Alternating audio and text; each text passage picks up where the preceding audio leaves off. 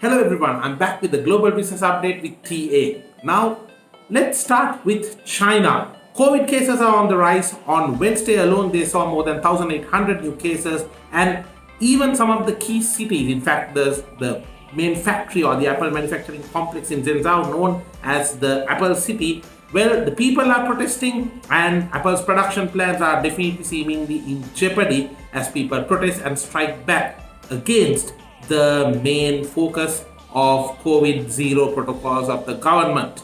Malawi became the very first low-income nation to receive funding from the IMF under a new tool which is aimed at removing poverty from low-income nations. They received a total funding of $88.3 million, which is expected to be used towards fighting off hunger in especially the poverty-stricken communities and populations. Given the recent jitters of Credit Suisse, more people are shifting their money towards the Asian markets. And who is benefiting from this? Especially some of the investment banks like UBS. They are seeing more than $88 billion of funds being pulled out of Credit Suisse in the first quarter of this financial year so far. And the Asian markets, which are seen to be more stable and in a better position in the post-COVID and post-pandemic era, is benefiting as the funds are heading towards the Asian destinations.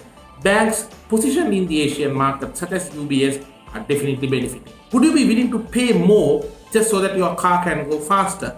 That's what Benz is hoping. Their new electric vehicle is having an acceleration subscription service where for a price of about $1,200 per year, they are hoping to unlock the feature where the car would accelerate faster and go that 0 to 100 journey in a much more faster time. It probably will shave off about under 1 second, but the question is, will people be willing to pay more for something that is already available in the vehicle? Will it be seen as a fraudulent act? For example, BMW tried to ask people to pay a monthly subscription just so that they will be able to heat their vehicle seats, but that faced a massive backlash and it had to be removed.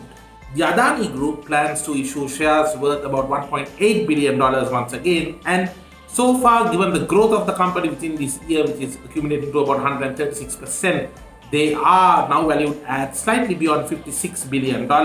And some of the bold predictions by Adani shows that the expectations, the Indian economy will be valued at close to $30 trillion by 2050, which is technically a 10-fold increase. How far off the target or on the target is Adani actually? Well, you will have to wait and see. How much will you be willing to pay for one dose of medicine? Even if it means that for the rest of your life, you're off the pain and no need of recurring treatments. Well, we're about to find out whether the market is ready for a $3.5 million dose, which is